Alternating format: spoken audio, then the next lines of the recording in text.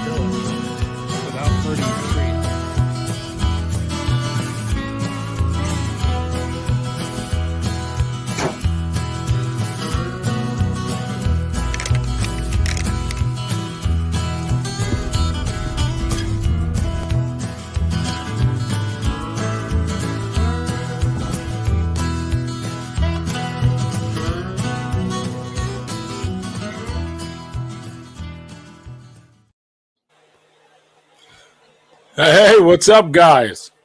So today we have a special guest, and this one actually showed up. The last 2 weeks we had some confusion on Eastern Standard Times. So I'm going to introduce you what I call the Rattlesnake Wrangler, and he's going to tell us a ton of awesome facts and give us some cool knowledge on rattlesnakes, which is a subject for me that is absolutely intriguing, and I ain't gonna lie, a little scary at the same time. So you're up, brother. All right, man. I appreciate you having me on this evening. My name's Jason Ayers. I'm coming to you from Spotsylvania, Virginia, which is about 50 miles south down here from Washington, D.C. And I'm an avid wildlife photographer with a special interest in bears and rattlesnakes. And I do a lot of hiking and exploring of the Shenandoah National Park and other areas, searching and researching timber rattlesnakes and kind of keeping track of their populations. I'm excited, Jason. I'm not gonna lie to you. I'm very excited. I've had an encounter with a rattlesnake when I was I don't know, 20 years old, where I was stepping over rocks and it just about bit me. And from that moment, I've been absolutely intrigued. So I am super excited to have you. I thank you for coming on. And so tell us more about what you do. So this started with the rattlesnakes. I've always had an interest in snakes. I'm the youngest of 3 boys, so as you can imagine, back in a time when kids played outside. My brothers and I would go outside and explore and find snakes and bring them back home and scare the heck out of mom and dad. And that's where my interest started with snakes. And then probably 4 years ago, I got into rattlesnakes. Saw my first rattlesnake in Shenandoah National Park. Timber rattlesnake, just to clarify. That's the only species of rattlesnake we have here in Virginia, and that you guys, I think you guys are Pennsylvania. So Pennsylvania's only rattlesnake you have in Pennsylvania. So that's when I first saw that rattlesnake in Shenandoah a few years ago, sparked my interest. And then I started to do a little research and learned about their natural history, and really got interested in them, and really dove in and trying to get some knowledge on them and get an understanding of them, and try to dispel really some of the myths about it, old wives' tales about snakes in general. Timber rattlesnakes in general, people think of rattlesnake, they think of an aggressive animal, an animal that's going to come at you, it's going to bite you, it's going to kill you. Well, that's really far from the truth. They're very timid, passive snakes, what I've learned over the years. I spent a lot of time with them, in close proximity with them. If I go to a den, I may spend 5-6 hours with that particular den and whatever snakes are at that den. Never had an issue. This could be hard to believe, but I've never seen one strike. I've never seen that. Yeah. Now, I've had a rattle a couple times. If I get too close, they'll let you know, hey, that's close enough. But you do have to give them respect. As you probably know, a lot of the Episcopal Church for years, Pentecostal, my mistake. Pentecostal church for years used to handle rattlesnakes, and some still do that. That's partly because of their passive nature. They are reluctant to bite. Wow. Well, I'm going to ask you a question before we even start. Oh, Chris is already popping pictures. I love it. Pop them babies up, Chris. So I'm going to ask you a question before we start. You brought up a den. So how many rattlesnakes are normally in a den? All right, so let's first talk about dens. There are two types of dens. Most people don't know this. There is the winter den or winter hibernaculum, and there's also a gestation den. So they're two separate dens. All the snakes, they're communal dens. They're likely thousands of years old. All the snakes in a particular area go to the winter den for protection, to seek shelter from the cold. So once they disperse from the winter den in Virginia, it's late April. The females that are going to become gravid, they disperse and go to their gestational dens. And the gestational dens or snake rookeries that they go to, they themselves were very likely born there. So they remember that den location. They go back to it, and they have their babies there. So when you talk about a winter den, it's a large communal gathering of snakes, and not just rattlesnakes. There's other species there also. So you can have a winter den that has anywhere 20 to 100, maybe 150 snakes. The rookeries are typically smaller. So you have these females that go to these rookeries in typically June. They fertilize their eggs in June. They're actually bred the year before. People don't realize that. So anyhow, getting back to numbers, the rookeries, typically the ones I see, the ones I follow, anywhere from 1 to maybe 6 snakes. Okay, now that's the rookery. So you're talking in a den, you can have about what you said, 100 to 150.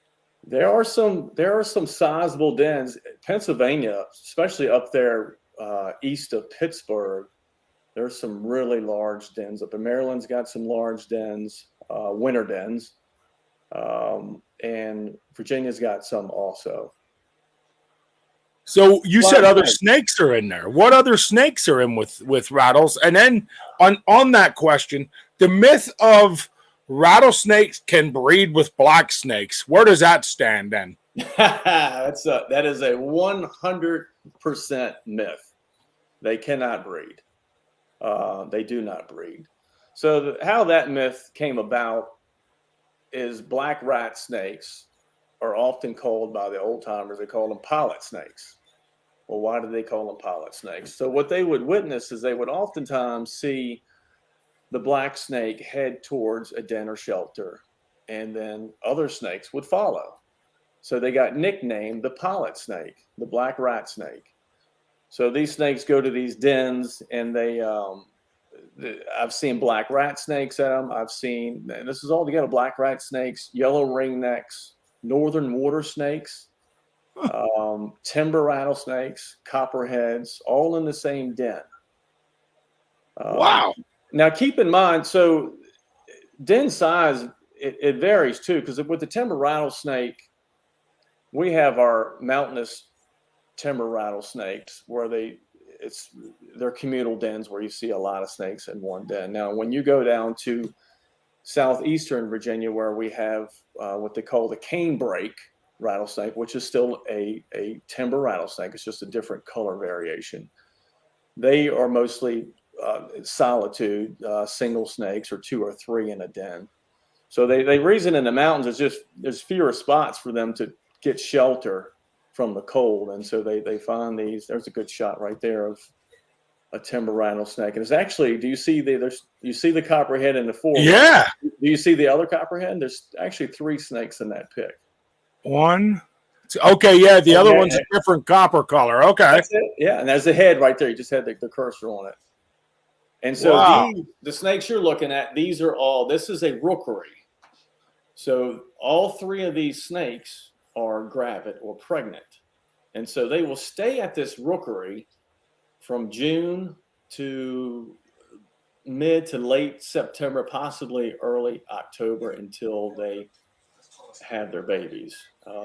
And vipers are viviparous, meaning they don't lay eggs, they have live birth. So they'll stay there. They won't leave. They typically don't leave, and they'll stay there all summer. And conditions, if they're right, if it's not too hot, they'll come out and they'll bask, and that's when I'm able to see them, when the conditions are right. Now, if it's too hot outside, they're going to be in the den. You'll never see them. So the reason they do that, they need to that's in Maryland right there. It's more of a recent shot. I think that was in August.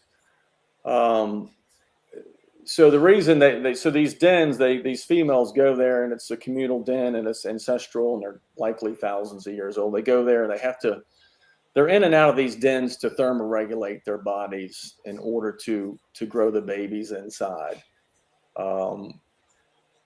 So they must maintain a certain body temperature to have viable young.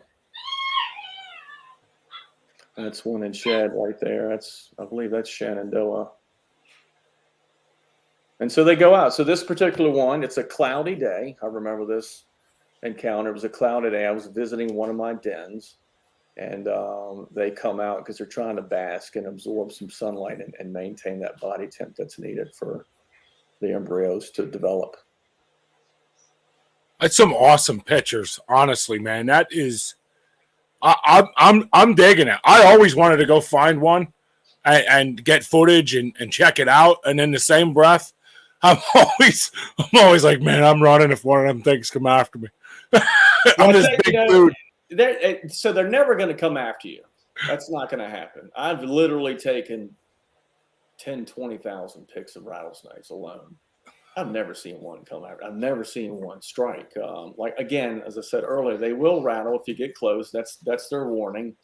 But the first line of defense, which is oftentimes how people get bitten, the first line of defense is to remain completely still. They don't want you to see them. So they rely on their camouflage to protect them. But what happens, unfortunately, sometimes hikers or whoever, or people placing their hands in rock crevices, they get too close or actually put their hands on the snake, not knowing. And that's how you take a hit from one. Now, we'll say if you do take a hit, 25 to 30% of all rattlesnake bites are dry bites, because they don't want to waste their venom on you. They want to save that for whatever prey they're eating in that particular area. because it does take, they're masters of energy conservation. They're a slow metabolic snake. So they conserve energy. They move very slowly. So to produce that venom again takes energy, and to get energy, they need food. So, they don't want to waste the venom on you because it's just going to require them to expend more energy. It makes sense. Honestly, makes sense. Yeah. So I know up here our way, I live in Mount Carmel, Pennsylvania. Chris lives in Pine Grove, Pennsylvania. And there's a spot down by where Chris lives called Rosh Creek. And it is a massive rock-filled, area. It's just this one section of this. Now, they claim, and I've seen pictures of an albino rattlesnake. Wow. Now, I would love to go see if I could find that snake. I think that would be something awesome. Yeah, so that's as far as I know, there's only been 2 or 3 albinos ever discovered. So, and that may be one of them. And the location of that particular snake should be kept secret, because unfortunately, poachers and breeders know that snake. That snake is worth. That's part of the decline of the timber rattlesnake. Historically, we had a lot more timber rattlesnakes. When the settlers came here, there were a lot. There's even documentation somewhere up there in the New England area. It was noted that in the 3 or 4 day period, over 1,000 rattlesnakes were killed at a den or several dens. So breeders, so there is a market. I don't know the exact market of the timber rattlesnake, but one with an abnormality like being albino, that would be a snake that's got some value to it. I never knew there was a market for them, honestly. Never even. There's a market for everything. So. Yeah, I guess that part I should have known. Yeah, unfortunately. I get on these, and how we met, you and I first talked was I'm a part of a rattlesnake, a couple rattlesnake pages on Facebook, and right. And I watch all these videos, and I'm intrigued. I mean, I can't lie, I'm super intrigued. If you ever invited me to go, I'd probably go, even though I'd be terrified. I am absolutely intrigued by it. So that's why I reached out to you. You seem, by watching the post. We always watch posts. We don't just comment right away. We watch people's posts and see what they're doing. And I told you, we want real respectful people on here that are going to help us get through, not ignorance along the way. And we were watching your posts, and I said to Chris, this guy's a good guy. I can tell. I'm going to reach out to him. So it was funny that it took so long for you to reach to us. You missed our comment or mastered or whatever it was, but you're like, I just seen this. I'm sorry. You're still interested. And, it was awesome. So I'm super excited to have you. I'll let you know that. Like, I think it's great. I don't know if you've seen the positive comment already on the bottom there. Redneck just commented, I like how he explains them so well. I appreciate that, Redneck. So, that's awesome that you do it. And Chris has, so everybody knows, Chris has a crap ton of pictures. So as he's going along and explaining, it's just awesome. I mean, his pictures are phenomenal.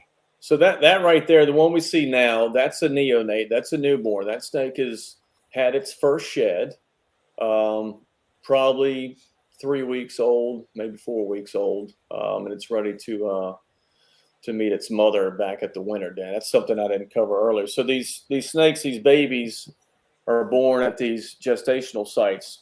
The mother then takes off after she's had the babies, and she heads towards the winter den, which is usually close proximity to the gestational den.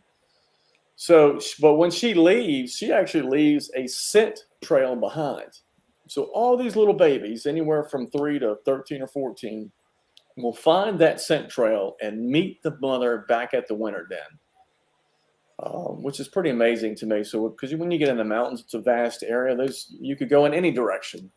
But that's awesome. They find her scent trail, and all those females then will remember that gestational site, and they will one day go back there when they're sexually mature, which is anywhere from 5 to 8 years, 10 years, depends where the snakes are located.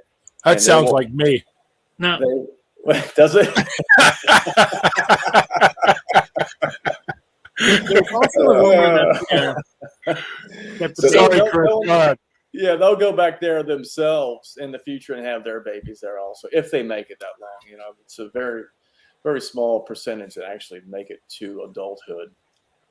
And so I'm mostly about rattlesnake conservation and education, because we have seen a huge depletion in their numbers over the years, what their historical numbers were.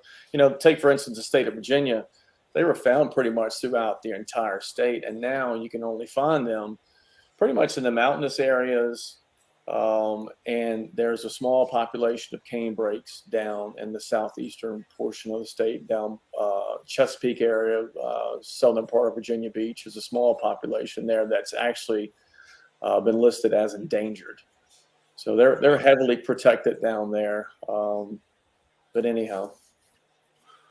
How much snake wrangling have you done up here in PA? You know, up here taking pictures and Zero.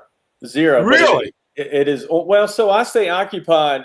You know, it takes time to find these dens. These dens, for the most part, haven't been given to me. They're found through exploration. So you're putting boots on the ground to find these things.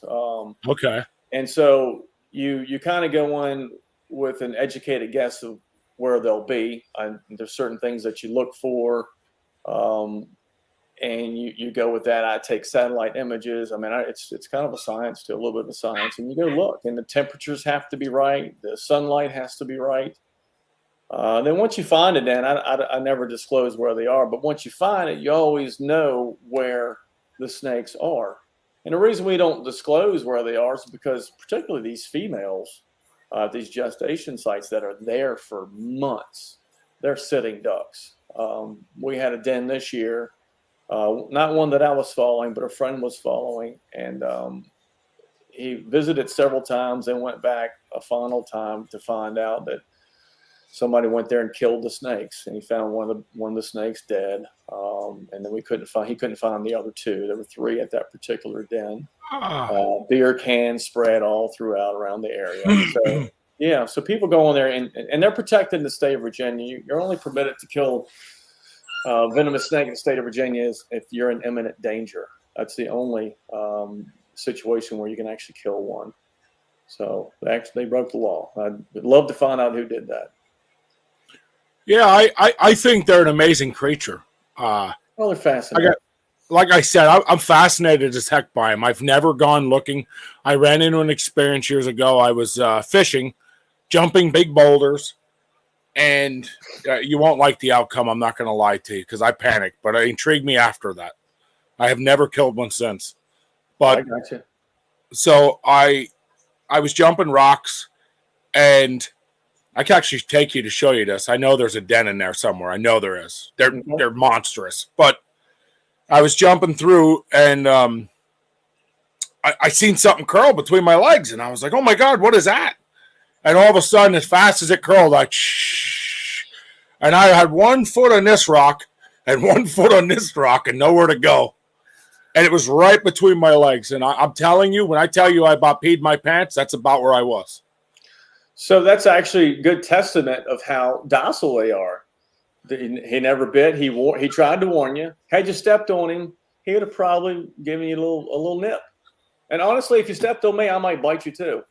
So in all fairness, it's a good thing you didn't step on him. Glad you missed him, because a number of people have been bitten stepping over logs or rocks or misplacement of hands in blind areas, and that's where you take a hit. And it is a nasty bite if you do get envenomated.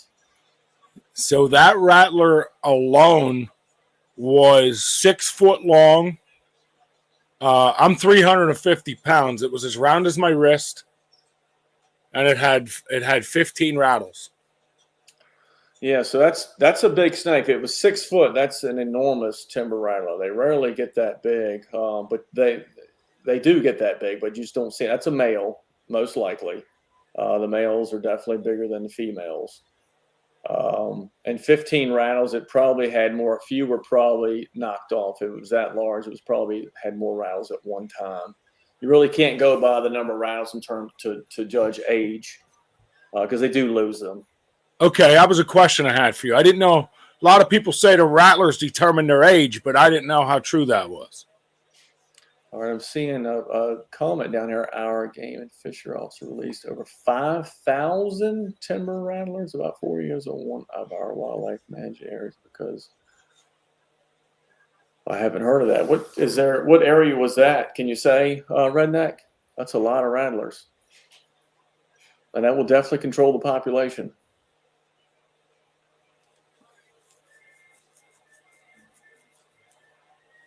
So Redneck is an oncoming. He's a really nice guy. He's on here a lot. I believe I'm going to quote for him. I believe he's from Arkansas. Okay, Arkansas. Okay. Yeah. I don't know much about their population down there, but I know they do have them down there. They pretty much the eastern half of the United States has some sort of population of or once did. I know they're extinct from, I think, Maine now. A lot of the New England states they're becoming rare. New Jersey still has a population. Believe it or not, Long Island used to have timber rattlesnakes. It's hard for people to believe that, but they were found there. So I believe it's to be 42 inches and 21. Says typical male to, yeah, I believe 40. Yeah, I remember 42 as a number. And so that's how you decipher between males and females. Oftentimes, past the cloaca or the anal plate, I think it's 22 to 24 scales past that determines whether it's a male or not. I don't handle snakes. I observe because it does stress them, and a lot of the observations that I do are at the gestation sites where I really don't want to disturb the females. So these are newborns here, probably. So it looks like they've had their first shed, so they're over a week old, probably 10 days or so. And there's a little button. So you see the little button. I'm glad there you go. That's the first little rattle right there. And that little thing is tick, tick, tick, tick, tick. Not very loud, but that's the first button rattle. Now, is it true they're more venomous than the adult? No, absolutely not. I've heard that rumor numerous times that a baby can inject more venom than an adult because they don't know how to control it. No, all right, so look, all right, so keep the picture where you got it. So look at the focus in a little bit. So if you look at the adult, the melanistic adult, which is the black adult, that's a female. That's not the mother. So what you're circling, that's the venom gland. That's what gives them that arrow-shaped head, that big venom gland on the side. So there's a lot of venom in there. So now go down to that little baby and look how small those glands are. Now tell me which one you'd like to dump into you more. Would you like that big one or so the adult has a much higher yield. I would much rather, if I were going to take a hit from a little one. I'd say neither. Yeah, they're massive, those glands. I vote neither, man. I don't care if they're 18 inches long or 6 foot. I don't want either. I would recommend a bite from either one, but Redneck did comment. Redneck said Scatter Creek Wildlife Management Area in Arkansas. Okay, well, that's interesting. I'll look into that. That's interesting to hear. I'm glad they're propagating the species. Barn 622 says PA Game Commission makes you catch them, most tube them so they can safely count the rattles. Yeah, a lot of guys do too. Absolutely, that's how you do handle them right. Now, I've seen people freehand them, which I do not recommend.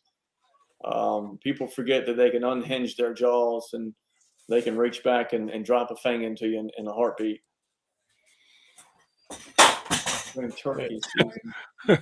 My daughter just came home from basketball. The hair destroyed my house. I can hear stuff falling all over. That's all good. So Redneck. Redneck says I stay as far away from them as I can, but they tend to venture out during spring turkey season. Very sketchy when they slither over your feet. Yeah, that's probably not a good feeling. So Redneck, do you wear snake gaiters? Do you wear snake boots to give yourself some protection and feel more comfortable? I love this picture because that particular copperhead. So here's a copperhead with the babies. Now the copperheads this particular female hasn't had, but I love that smiley face pattern on the back of that copperhead's back there. See right in the middle of that smiley face? Was a couple of them up there, and then one day, exactly right. That's neat. That's honestly cool? Really cool. Yeah. So they all have very unique, even in this picture, you'll see it. They all have different pattern variations and color variations. And I didn't really elaborate on it. The more north you go and the higher elevation that you go with these timbers, a lot of times the darker they are. And it's believed they're darker and have those black tails in order to thermoregulate and absorb more sunlight. So when you go down to the lower elevations, like the cane breaks and down Arkansas way or Florida or South Carolina, they're not really going to have any black on them. But the farther north you go, we have full jet black rattlesnakes up in the New York area. We have them in Shenandoah too. I think you showed a couple of them.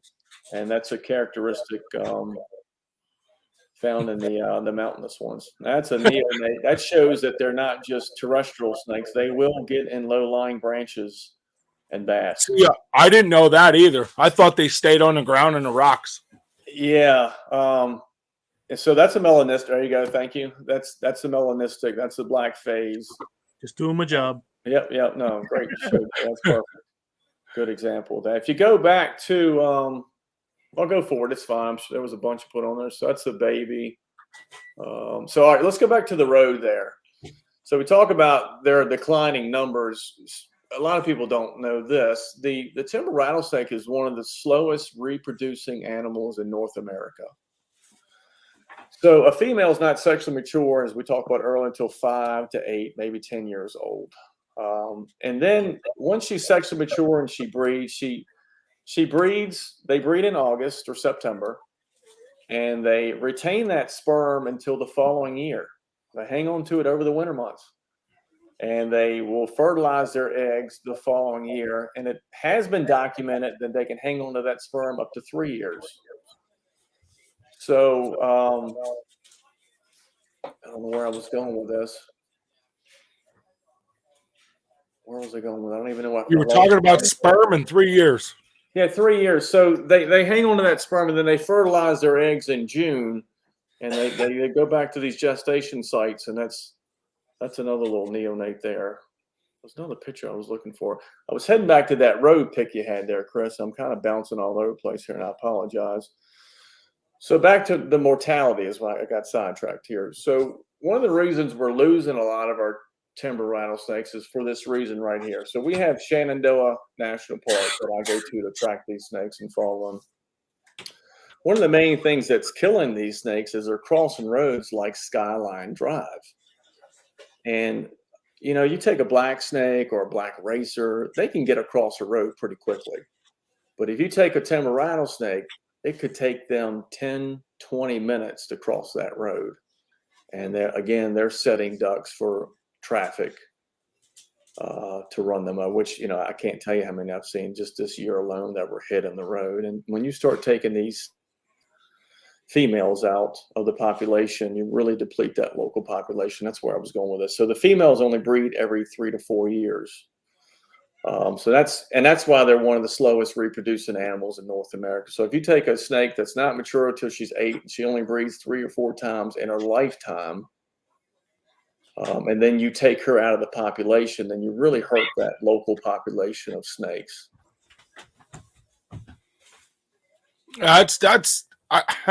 I love your knowledge in this, because I've learned in 30 minutes, I've learned more about a rattlesnake than I've even come close to learning, and I've been intrigued by them for a long time. So, I love the info. And also, I don't know if you noticed, but Redneck said, let me see if I can pull his comment up. Oh no, just the old Justin leather boots. Well, if they're nice leather boots, they'll do the trick.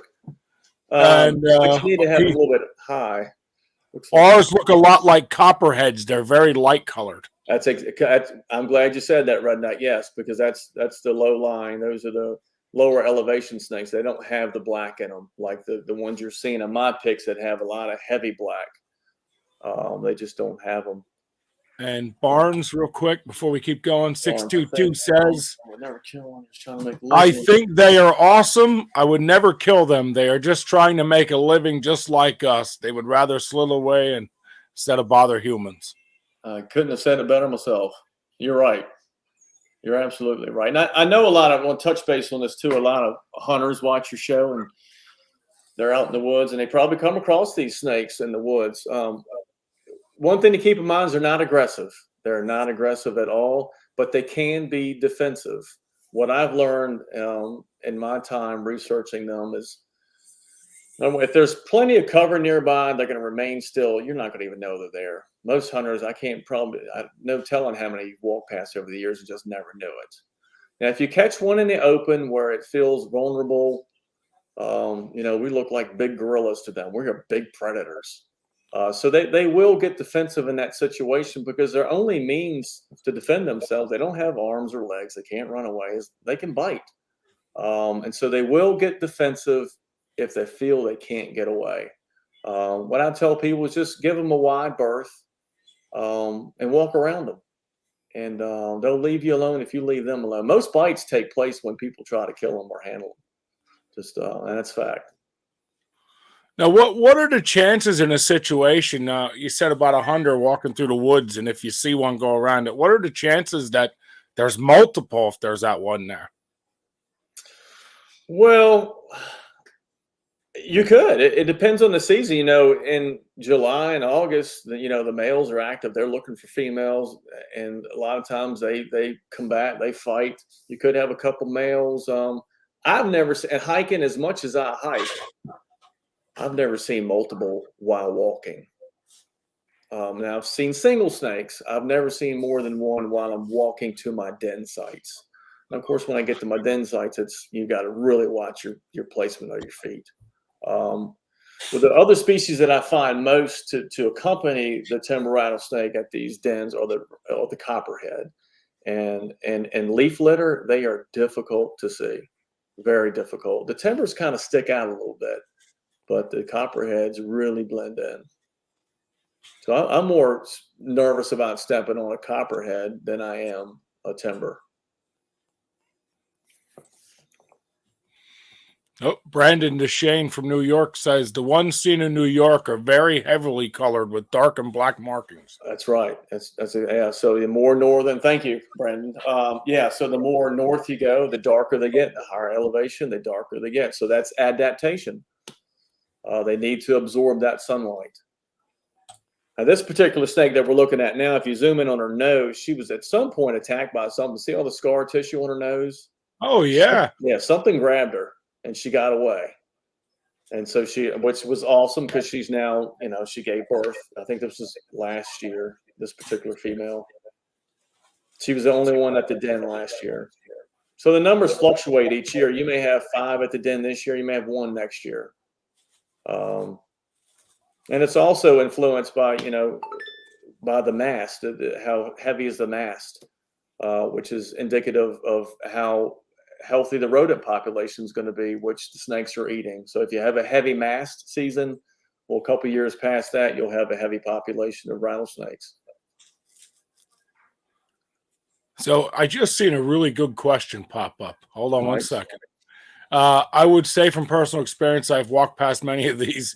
Never came towards me unless they just slowly slivered over my feet. But I'm sorry, that was just a comment. Do you have trouble getting good pictures, having them take off under rocks? The guys here that hunt them post videos and literally have to grab them immediately or they get away. No, I don't. Well, and I'm going to sound a little crazy by saying this, but it's true. So the dens, the gestation dens, I mainly go to gestational dens, the rookeries. Those girls need to bask. They have to bask. It's required. So once they realize that I'm not a threat, they will actually come out and bask 4 feet away from me, curl up. They feel comfortable. And I've had them, again, I've sit 4, 5, 6 hours and they're right beside me. Now, I'm always responsible when I stay out of their strike zone. So strike zone is typically half the length of the snake. Just to be safe, if you got a 4-foot snake, stay 4 feet away. Don't get within the 2 feet. But the snake can't strike any farther than that. And you can tell when they're agitated. They have personalities. I have several that try to come up to me. They're curious. They flick their tongue. They're flicking their tongues to smell you. They're pit vipers, so the two pits on each side of their face, they can actually see you. It's like infrared. They can see your body temp. This litter was a couple years ago. That's a good illustration of the color vary. See the nice orange line down the back? That one is really cool looking. Isn't that cool? Now that one's shed. The other ones look like they're getting ready to shed. You see the chevron pattern, which they're known for. Dude, that is really neat. That orange in that. I really like that.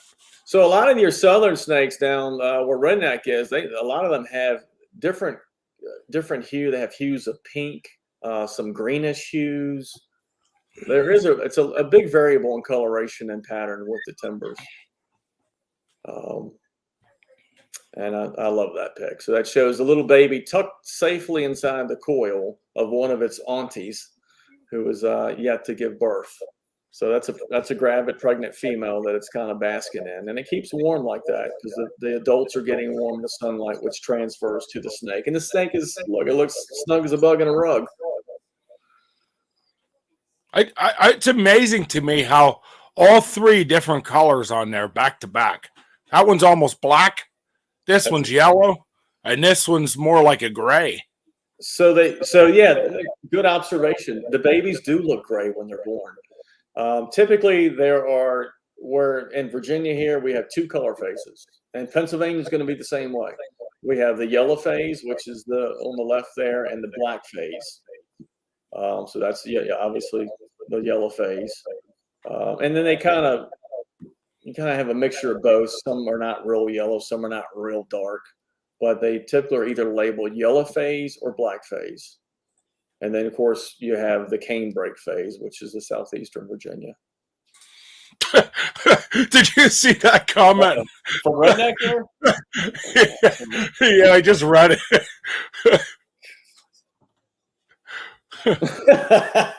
I think Redneck may have some nightmares, and I apologize in advance. Sorry, Redneck.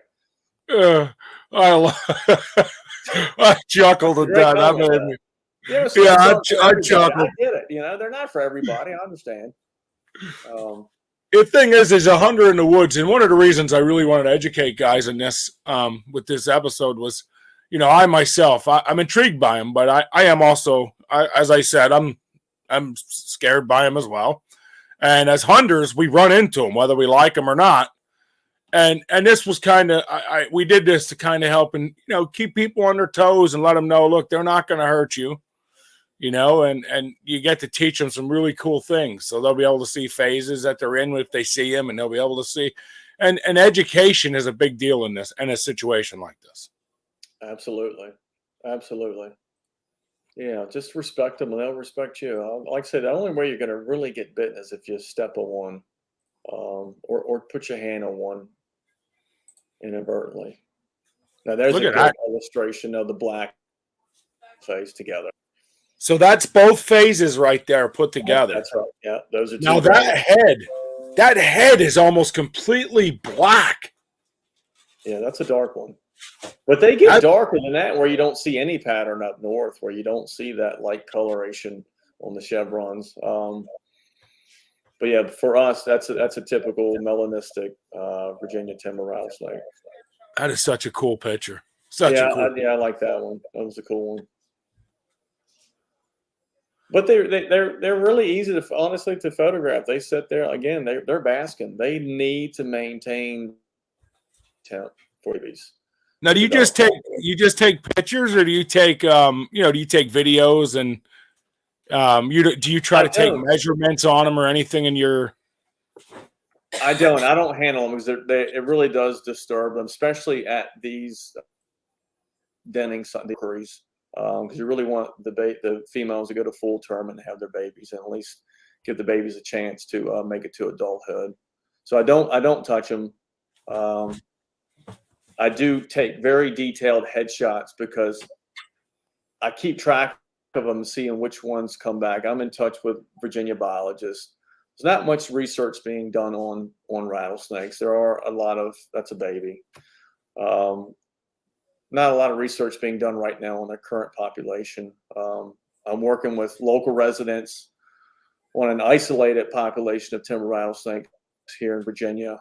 They're kind of cut off from the mainstream population. The genetics, they're not in touch with the genetics of Shenandoah. So I'm working with local homeowners to maybe stop killing them. I've actually went and met with them, spoke with them, and educated them on the importance of having them in the environment and not necessarily kill every single one they see. So I've actually bought them snake tongs, and I've offered to help relocate the snakes. If they do encounter one, they can actually relocate, put it in a tub for me, and I'll relocate the snake. Now, Chris is blowing up that eye there. Chris, blow that up again. So as he blows up like that eye, look at that. That is, explain that to me. What makes that so awesome? Look at the two-tone colors, and I'm assuming the line is the actual eyeball, right? That's right. So they have the elliptical eyes like the cats. That's one to positively identify that it's a rattlesnake in case the rattle didn't give it away. The elliptical eye gives it away. So that's a neonate. That's a newborn. That's done with a macro lens, high detail. Snake was very relaxed. I spent some time with it where it felt comfortable. I can tell it never went in the den. And I took some nice detail shots of it. Again, maintaining safe distance. This snake's probably 12 inches long. It's very small. The pitch is a little deceiving. The head is probably smaller than your thumb, or maybe about the same size as your thumb. It's very small. So when these babies are born, what's your average size? So around a foot. Yeah, probably around a foot. 10 inches. So come out of her a foot long already. Yeah. The copperheads the copperheads are yeah. Oh wow. Yes. This particular clutch or litter, if I remember right, this was 7 babies out of this one. Well, that was the other question I had. What's the average they have? So if you look it up online, it'll range from 3 to 12 or 13. So that puts you in that average of 7 to 8 or so. And that's what I typically see, 7 or 8. We had a female this year when we followed. We had very few females we saw this year. One female had 5. Snakes were a little scarce this year, and I actually ventured off into Maryland, and I'm going to venture to Pennsylvania this year too. Stop and see us. I can show you a couple spots. Yeah, no, we'll definitely connect because I would love to keep tracking it. I'm in touch with some other Pennsylvania guys that follow dens, so I definitely want to hit that up. Maryland's got some good spots too, heading up your way to Pennsylvania. I apologize. I have 12 puppies in my house that are going next week. I don't know if you can hear them. They're going crazy right now. That's all good, man. They're biting each other, tackling each other. That's what puppies do. Oh, man, it's a trip. So Pops, what is it? Pops Van Zen had a question here. He said, have you ever gone to Phoenix when they capture all the rattlers on the hills around the racetrack? They capture the race and release them after. Wow. No, I have not. Do you know what species of rattler would be? I'm not sure. I have not heard of that, but it makes sense. I mean, we keep people out of harm's way.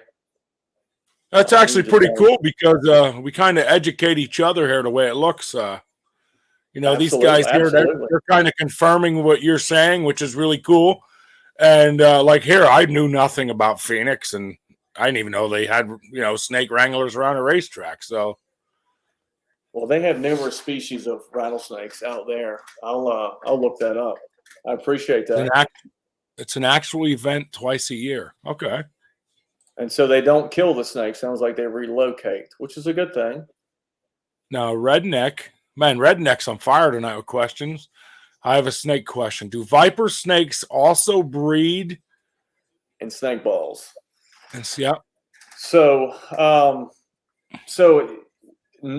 the answer is no, in short. So the males, and when you're speaking of snake balls, first comes to mind are garter snakes. I went to the Grand Tetons a couple of years ago.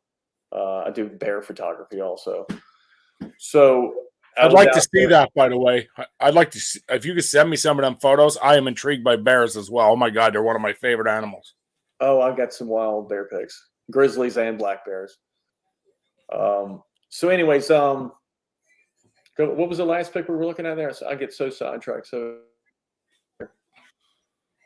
the question was about the snake ball. So yeah, garter snakes, they typically, the males will 3, 4, 5, 6, 7, 8 will jump on a female and inseminate her. The rattlesnakes don't do that. They actually, the female will release pheromones, the males will smell the pheromones, and they'll come from whatever distance, but they will fight. So if another male encounters another one heading towards this female, well, it's on. They're gonna battle it out. And it's a ritualistic wrestling match, and the objective is to pin the other snake's head down, keep knocking it down to the ground, and then whoever wins that little matchup gets rights to the female.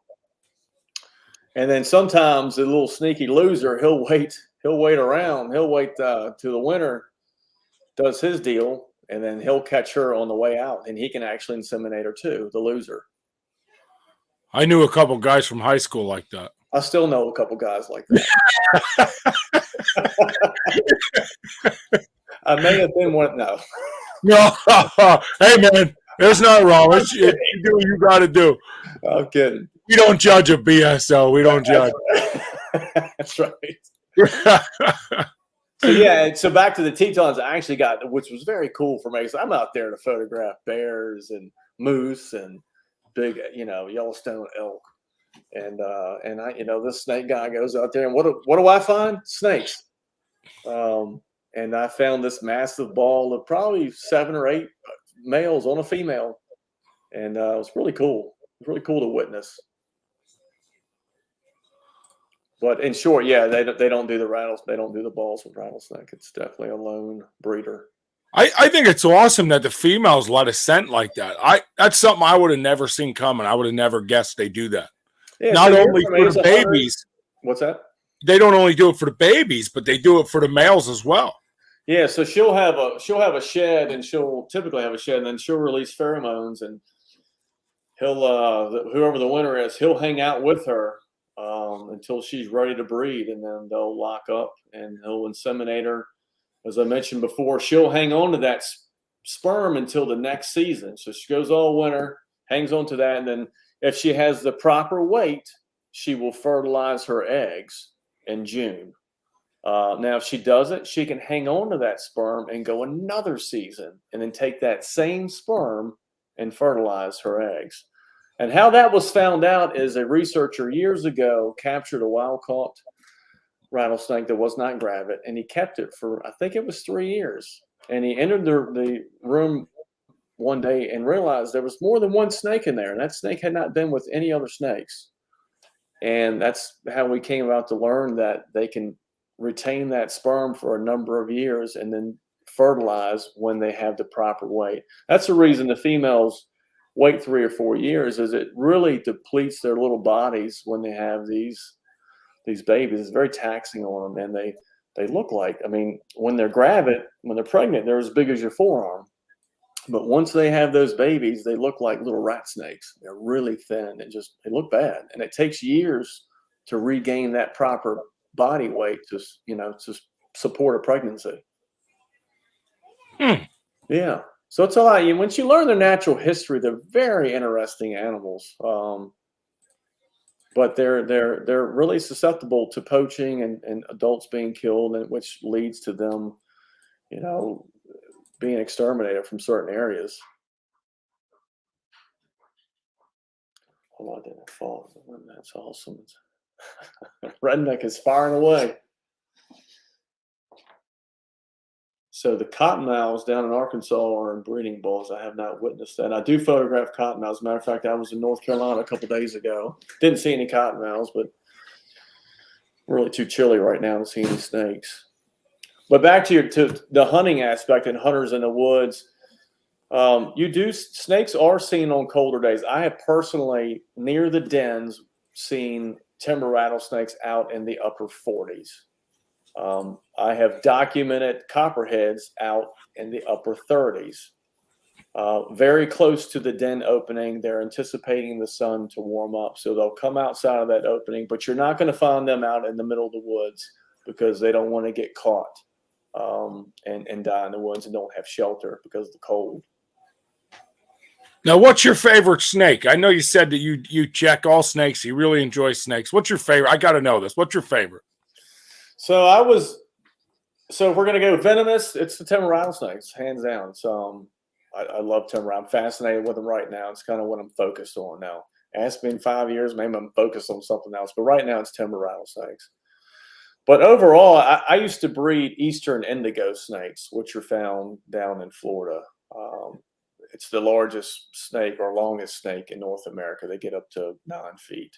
Those are really cool snakes. They're also threatened. But I bred those for years. No longer do it with work. It's hard to keep a breeding program going. But that's probably my favorite snake. I'm gonna have to check them out. I've never even heard of them. Oh, So they're now you have me. wild, man. They're wild. They're beautiful too. Now you have me intrigued. So Chris and I'll intrigue you with a little something here off topic. Chris and we're going to release a board game called Gun Hunting. And one thing we want to do is we're going to have expansion packs that you can buy. And we're working on trying to get where we can add a swampland and mountains, so we can add snakes to it. Now it'll be hunting, so you won't like that part. No, I'm fine with it. But it's just a board game, so we're good. Right. Yeah. But we want to introduce those animals to the game as well, because we think that would be really cool. You should, yeah. So it's definitely something we're working on. I think it's a great idea. Yeah, I think you'll really like it. Chris just messaged me and said he thinks I booted him. I didn't hit anything. I don't think so. What'd you say, Chris? He said, Ben, did you boot me? My whole StreamYard crashed, and that's why everything went away. Mine crashed too, Chris. Didn't you see me disappear for a minute? But I knew you were still on. I could see on my phone you were still on, so I wasn't worried. No, see, mine froze, and then it all went. So, yeah, I guess we were in that cross thing. That has never happened to us before. That was funny. Never. Thank God you kept talking because we didn't miss a beat. We all came back on screen. Thank God. It's all good. Magic. So there's a few comments here. I try to keep watching comments because I love when viewers are involved. It says here, the guys hunting them in PA mainly look for a pole and gas line where the tree clearings are. Yeah, he's right. Yeah, I mean, it makes sense because that's, they come out there to sun from the rocks. Yeah, so the females, their gestation areas, definitely they need to have an open canopy. They have to get to that full sun when they need it.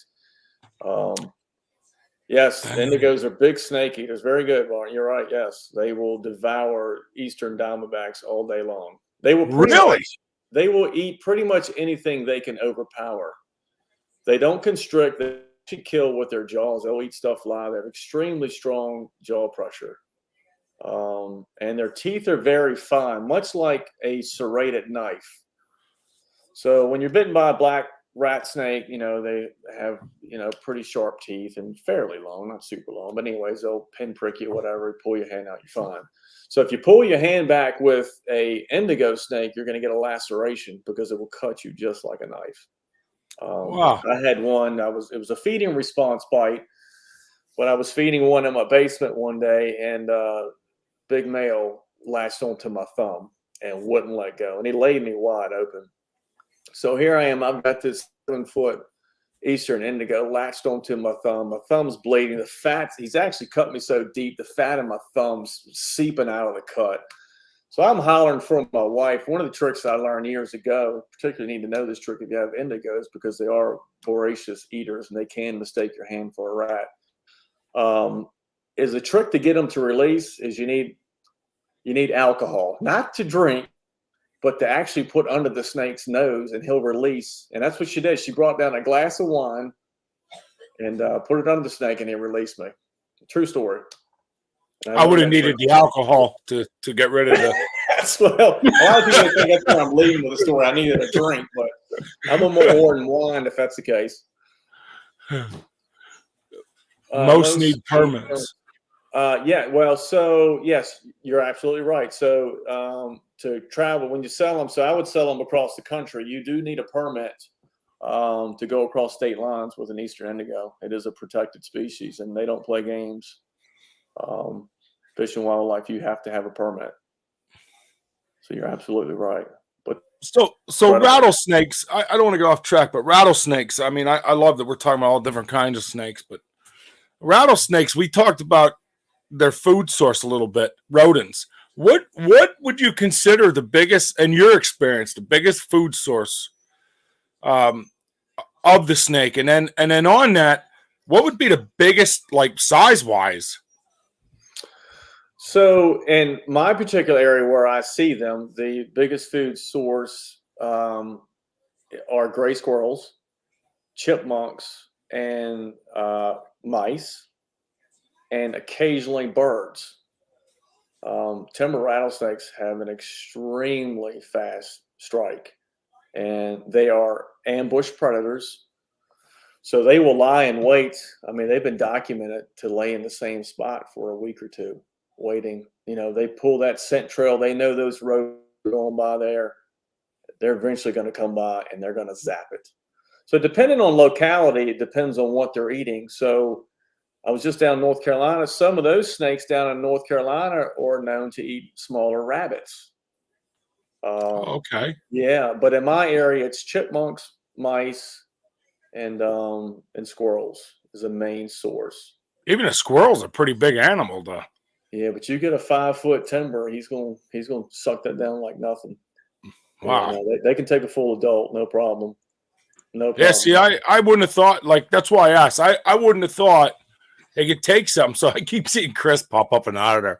What are you doing, Chris? Well, no, I was going to say I was on the Appalachian Trail with my Uncle Randy, and we had a 6-foot rattler come across, and let's just say it died. And inside were 3 chipmunks. So they can eat all day long. Yeah. Well, hopefully through this conversation, maybe the next one we'll let go. I was gonna say, yeah. Yeah, and that's why I really wanted to do the show, is I try to spread awareness that you don't have to be scared. Let him go. He's actually doing his job, because we don't want to be overrun with rodents, disease-carrying vermin. That's the snake's responsibility. They're such an important predator because other predators like raccoons and possums simply can't go into these den areas of the rodents. But guess who can? This snake with no limbs, he'll get right on in there and take them out. And we need that predator to get in there to control those vermin populations that decimate crops each year, that spread disease. So that's the importance of the snakes. So hopefully, oh, look at a little puppy. So that's really why I really wanted to do the show, is to spread awareness. They're nothing there. You have to respect them. You don't have to be fearful, but you do have to respect them. And if you give them a wide berth, they're going to leave you alone. Yeah, I would say that's for almost every animal. If you respect the animal will respect you back. There is instances where, that's just not the case. A grizzly bear, in most cases, will let you go unless he's in a mood. Well, that depends. If she's got cubs, I can tell you, well, we'll got to be another discussion, but if she's got cubs, she can be pretty formal and scary bear to deal with. I've had some experiences out west with them. The main animal I've had issues with, and not to go off topic again, but moose have been the ones I've had the most problem. The cow moose. I've had the most issues with those guys or girls.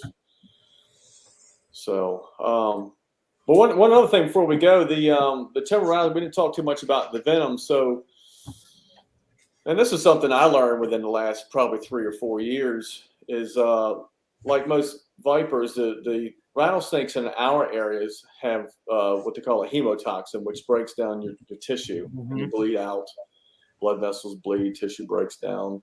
What they're finding now in different locales, particularly I think down south towards Florida, Louisiana, they actually have a neurotoxin. The venom actually changes, which I find is fascinating.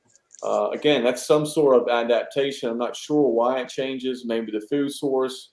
But so that labors your breathing, causes you to stop breathing. And so it's a different toxin altogether, the venom down south, which I find interesting.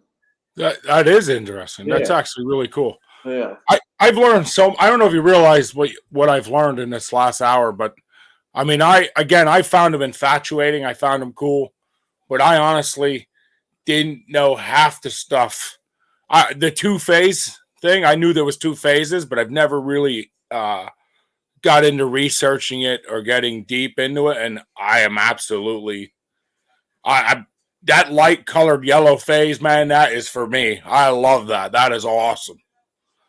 They're beautiful snakes. Yeah, that I think. Now, don't get me wrong. I like the black, the grayish and the black, but that yellow phase, there's just something about that. When I seen that orange in that one, that was a winner for me, man. I tell you what, I'd probably try to pet that thing. That was awesome. Can you live stream that when you do it?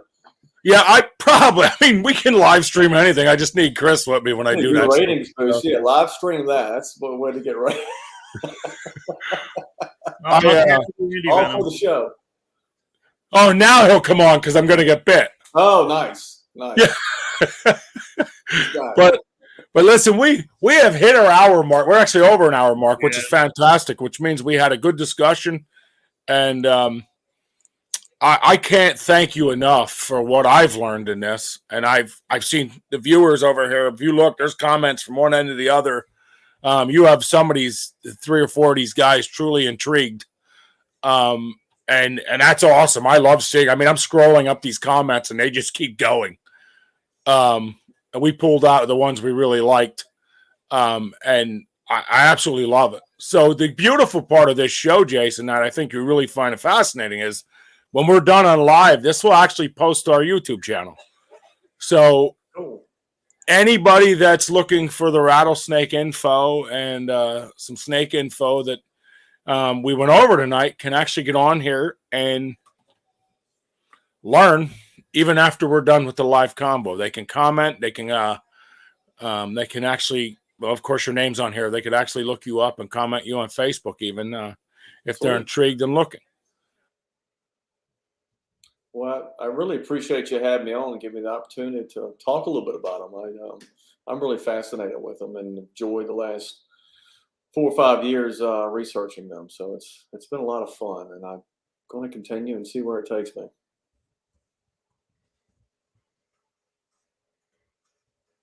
You said you're definitely coming up here to PA. Yeah. Excellent. Yeah, no, I'm definitely going to hit PA. Oh, nobody wants this. So, listen, you come down to PA, I'm telling you, I can't promise you rattlesnakes, but I can promise you I know where some are. And I think we could have a good time shooting some film footage. I don't want to disturb them. I'm not that guy. But I am truly intrigued to check them out with you. I know Chris will come with. Let's do it. We love the outdoors, man. So anytime we can get out there and we can just get intrigued by what goes on, that's what it's about. Well, let's do it. So if you get down this way, you get a hold of us, and we will definitely get together down here. Like I said, I can show you 2 spots. I know where that albino one is. Most people don't know where that is, where they claim it is. So I know exactly where that is. And I would love to see. That's a rare snake to see an albino timber. Like I said, I think there's only been 3 or 4 ever seen. That was posted by my cousin. Used to send me pictures of it. He was one of the only guys who knew where it was. So I kind of know where that snake is. Keep that location secret, because the wrong person, I can tell you, they'd be there in 2 seconds looking for that snake. Well, I won't rat it out. Breeding program, and they'd sell them. Yeah, I didn't know stuff like that existed. That's the last thing I would ever want to happen. So thank God you told me that. Yeah. I was saying they also have wranglers or like rodeos here at like Gold Mine Road. They do, yeah. Because that's it's an old gold mine, so it's one of the things that's just where they live. So that's what they have a rodeo there. I could find out some more info to you as well. He knows more about the people there than I do. Well, there's a spot out here, Chris, if you remember, and I don't remember exactly where it is, out in Gold Mine somewhere, where they say there's a rattlesnake den bigger than most men could dream. That's what I'm talking about. Right, that's what I'm saying. So I don't know where that is exactly, but if he comes out this way, I'm sure we can get him info. Well, there are some 200+ rattlesnake dens in PA. Now, I don't know the location of them, but I do hear people talking about them. And those are, of course, winter dens. But yeah, so, and that means the gestation dens would probably have at least 10 females, maybe 15 females with a population that big. Yeah, I'm excited. So if you come out this way, definitely get a hold of us. I super appreciate you, man. This is a subject for me that I have been intrigued by. I've always told Chris I want to learn more. And when you responded, it was like, yes. I mean, I literally messaged Chris. I'm like, yo, guess what? So I was, that made my day. You send us some awesome pictures. The colors were, man, there was so many. I told Chris, I'm like, just go through and pick out the ones you think, it's. I'm glad you did the copperhead, because a lot of people don't realize that they den together. They birth together, Those are the two that I see together all the time. It's amazing. I mean, it's just amazing to me that them two venomous snakes can get in the same place and nothing bad happens. Nah, they lay on top of each other, and that's pretty cool. You have them intrigued, Jason, because all these guys over here said they were going to bed, and they're still commenting, so which tells me they're not ready for bed yet. We got breeders here now. Now we're talking about percentages, and so that's speaking to when I was. Yeah, so someone would love to find that snake, and it would be put into a breeding program, and those babies would be worth that. Who knows? We're not going to help that. No. And part of this too is to educate, because people aren't aware of that market, aren't aware of there's a business side to this. Yeah, there's so much I've learned here tonight. Honestly, like I had no clue that stuff even existed. I wouldn't even guess that existed. Yeah, it's there. So I super appreciate you, brother. I do. Please stay in touch with us. I will. Stay in touch with us. We're super excited. If you get pictures and videos, man, you feel free to share any of that stuff on our page. Okay. We will grant you access. Our group, the BSO group, is open to anybody. The page itself, man, will grant you access just to share your stuff, because we are super intrigued. You seem like a very respectful dude, and that's what we're after. We're always trying to get great people involved with what we do. Well, and we just love the outdoors, and anybody else that loves it and respects it as much as we do, that's all that matters to us. Well, stay in touch. I'll send you some bear pics too. I'd probably do as many bear pics as I do snake pics. Well, maybe we'll get you on one night. We'll go over bears. Yeah. We'll get you on another night. We'll get you scheduled out for bears. What do you think, Chris? That'd be pretty cool. Chris and I are infatuated with bears. I have bear knickknacks all over my house. I love bears. Where's the highest concentration of bears in the United States? Do you know? I don't. Down North Carolina. I spent a lot of time in Eastern Carolina. That's the largest bears in the country. Really? Yeah. I've got a pick of 600-pound, pretty good size. They're corn fed. They're farm bears. They're what they call swamp bears, really. So I spent a lot of time in Eastern Carolina. Chris, when you cut out, I was telling Jason about our game and how we were looking to make a swamplands and add pythons and rattlesnakes in our game. So that's definitely a cool thing we're looking to do. So I figured he'd really enjoy hearing that we were going to add some of that in there.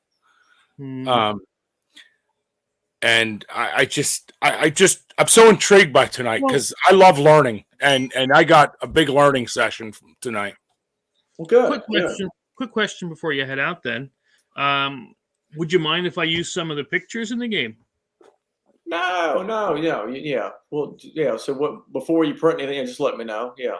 I'll send you. I'll let you know which ones I'm using. And yeah, that'd be cool, man. That'd be an honor to put something. Yeah. Sounds good. Yeah. So look at that, Chris. We learn every day, brother. Every day we gain. I love it. That's right. So, thank you. Guys, our prize coming up, the first Monday of the month, our prize coming up is a GoPro donated by Pastor Barry Brown and his wife. So every first Monday of the month, we do a giveaway. When you post your photos, share your story on the group or a page, we enter you in our contest, our wheel, what we call the Wheel of Sexy. Chris, he loves that name. And, we have some fun and we make it happen. So don't forget to post your photos. Don't forget to share your info. And, man, keep your stories coming and the memories alive, because we love that. Jason, once again, thank you very much. Thank you. Just thank you, because I'm appreciate y'all. super stoked. Good, man. Good. I appreciate you having me on. I really do. We'll talk soon. And we wish you and your family the best. Stay in touch. And we're going to say good night and God bless. All right. Likewise. Good night, guys. Bye.